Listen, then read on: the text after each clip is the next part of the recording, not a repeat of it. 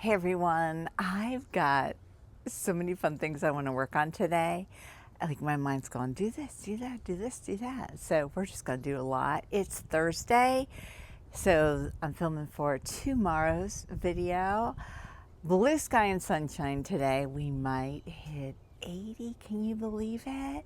But first thing is my giant elephant ear over here did not do well in the freeze, but it's already pushing out new growth from the bottom. And those big dead leaves, they just have to go. My eye goes right to them, so they're gonna get a quick trim. Here we are up close. Look how beautiful the base of this is. And you can see the little new leaf coming up right there. So these leaves, I mean, this one looks okay, but will that repair, or is the damage damaged? Does it know how to fix itself? There's so much I don't know. I think since this one's lower, I'll leave it and we'll watch and see. But this one here for sure, it's gonna get clipped.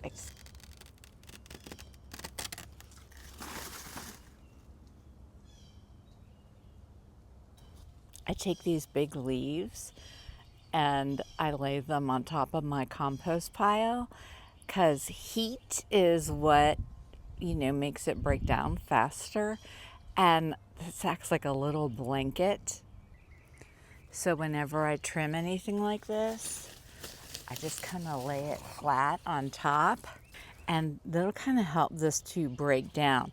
And let me tell you, I'm constantly putting stuff on this pile. It's just a pile hidden behind my coral fire spikes, so you don't see it from the main garden.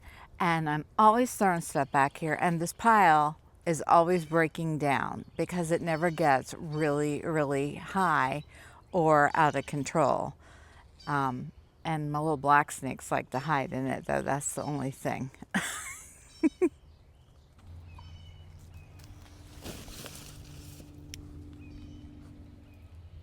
Okay, there, that looks so much better without those big dead leaves sticking up there.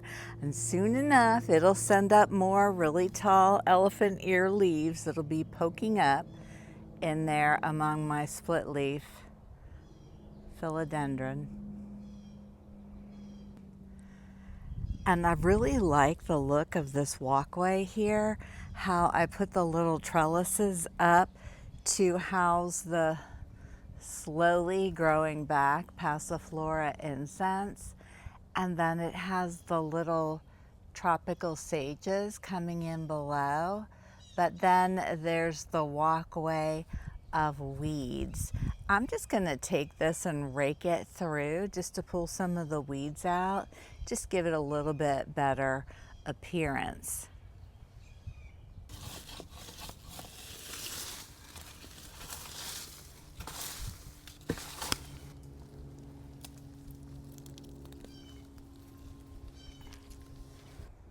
See, now that looks so much better. And now I just need to put on my Lowe's list to get some pine bark to top off there to keep the weeds from coming back. Okay, next on today's to-do list, I have all these, you know how I grow things in those little paper cups? I have a whole bunch of them with random plants that I grew from seed, and they're just all over the place, like in the raised bed that's out by my garden entrance. And I have some of those little raised containers. There's a whole bunch of them in there. And I'm like, what am I going to do with all these? I need to do something with them. And we're in the 70s now up through February 8th, according to the 10-day outlook. And that's just a week away from our safe being out of the freeze area, February 15th. I think I'm going to plant them in the ground. Some of them I don't even know what they are anymore because they've lost their tags. Let me show you. So look at all these. Now, these two are porter weeds I plucked out of the ground. These are pura, which is a purple cone flower. Look how many of them I have, right? Look at them all. I grew from seed. And then this, what is that? Oh, that says zinnia, but that's not a zinnia. I don't know what that is. It might be a lakeside sunflower. And then I have these babies that I don't think they were happy in the freeze, but I'm going to try and move them out. And then I have these guys here. I'm not sure who that is.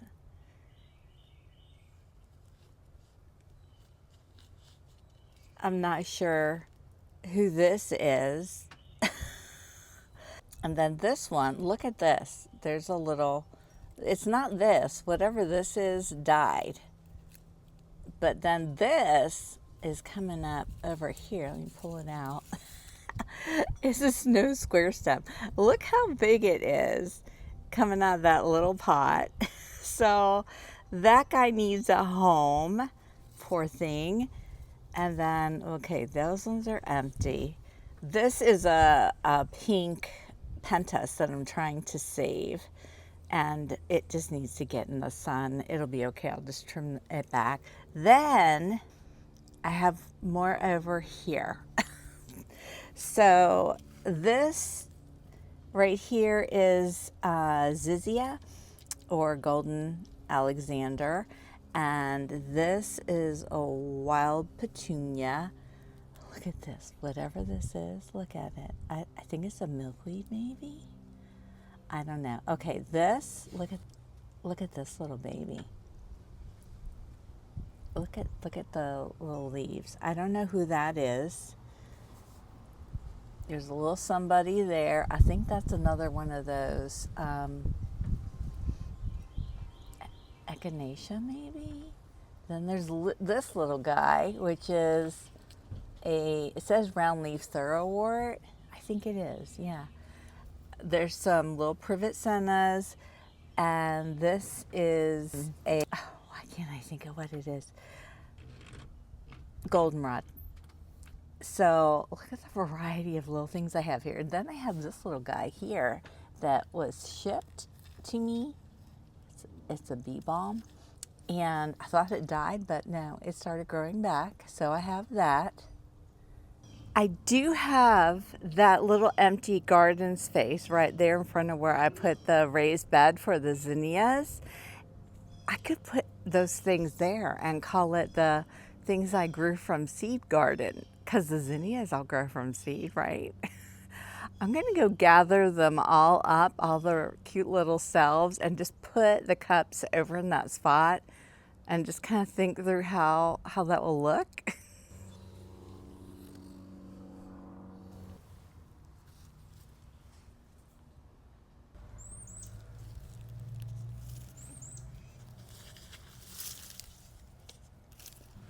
Okay, there they are all. There they all are. I think I'm just going to plant them all there in a cluster and just let them overcrowd each other and grow. And I'm going to have to put some kind of little barrier around it because they're so little and the dogs like to get into here. But I think I have the perfect thing. So let's get to it.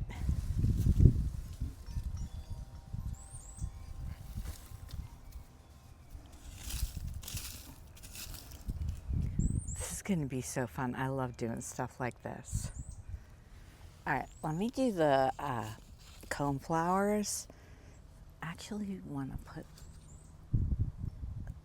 them up closer to the front, like a row of them, because we know who they are. Move that out of the way. You know, these do have a jagged ridge, so I don't know, maybe that one is one too. But has different coloring. Well, we'll find out when they grow up. Or my good native plant expert friend, Janet, might come on in the comments and let me know who they are, who that is. Since I'm going to be planting them in a row, I'm just going to dig out a row.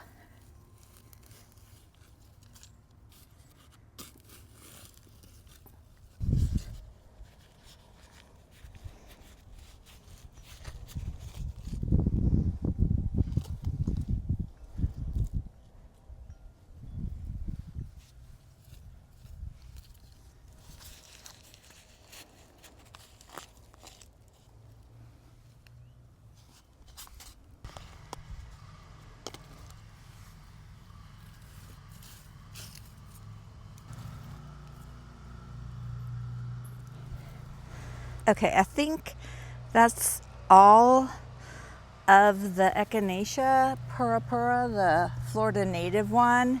So I'll take this unknown guy and put it at the end. Look at its roots are all coming through.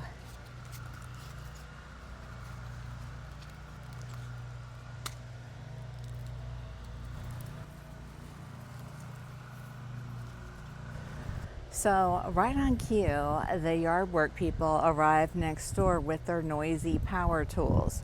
So I'm going to finish planting out the spot and then I'll come back and show you when it's all done and when it's quiet, because nobody wants to hear that. Over here in this very messy pile of random gardening things, I have this box of these. Look, a whole box of them. And I also have the little plastic attachers. I'm not sure where they are. I have to find them. So I can just build a 1 level high big rectangle of these.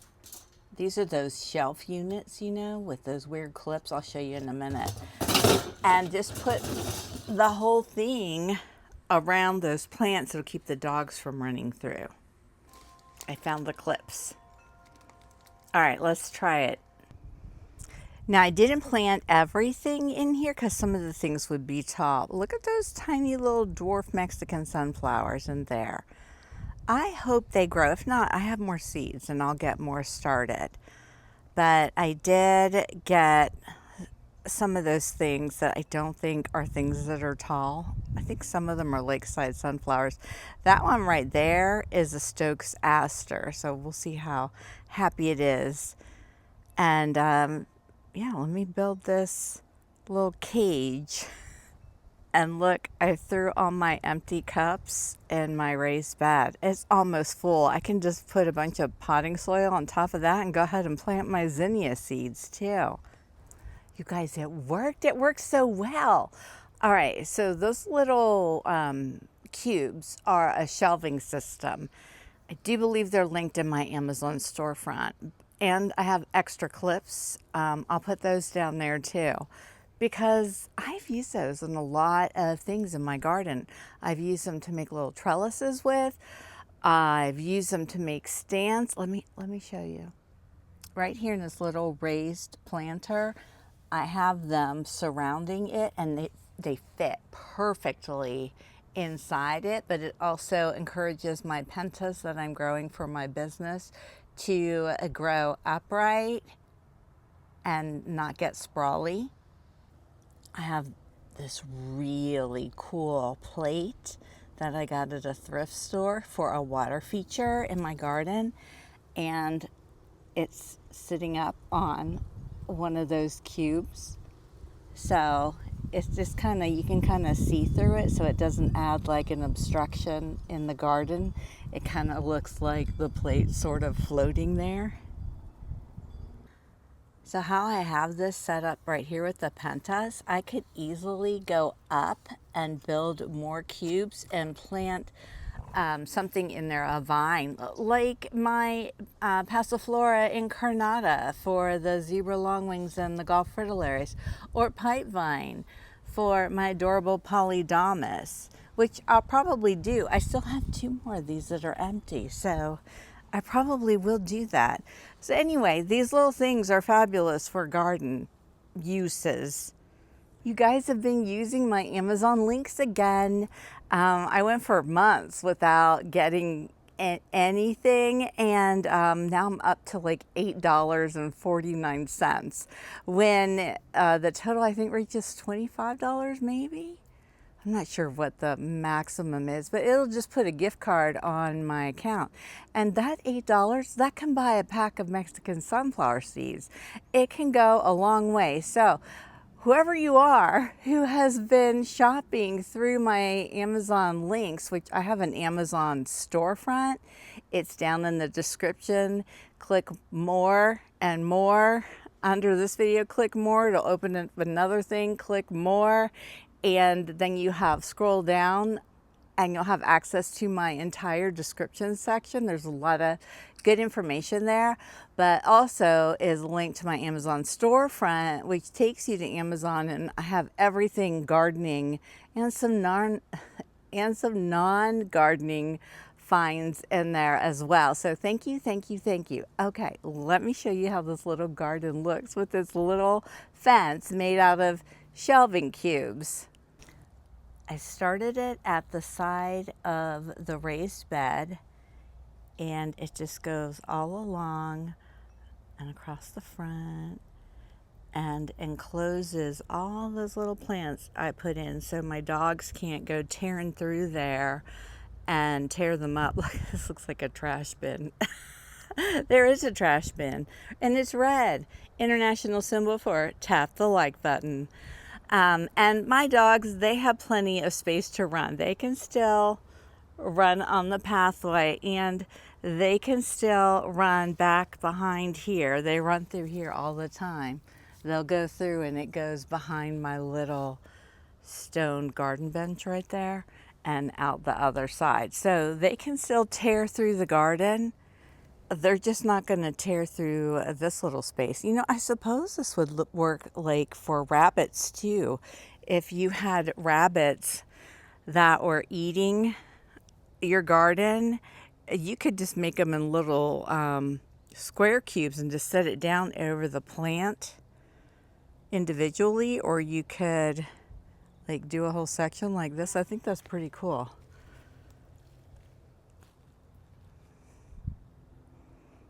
All right, on to other things.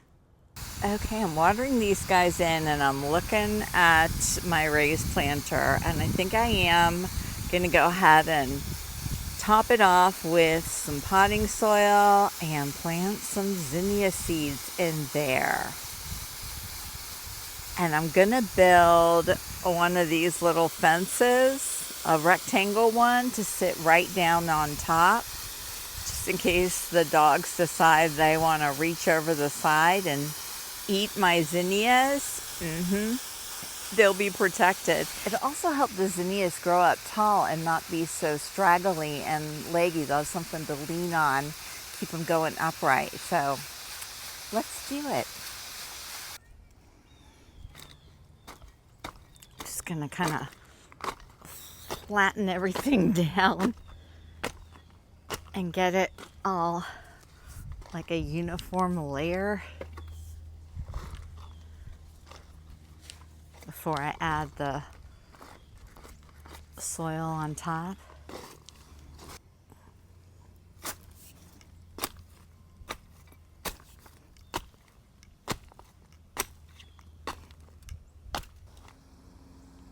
Look at him, he's already thinking about it. He's already thinking. He knows there's going to be zinnias in there.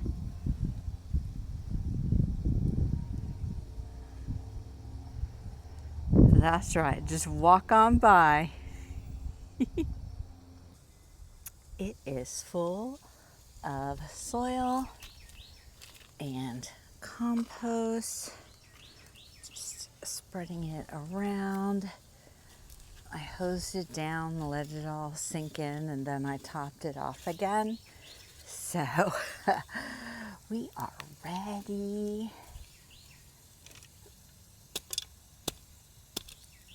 to get some zinnia seeds going in here. Oh my gosh.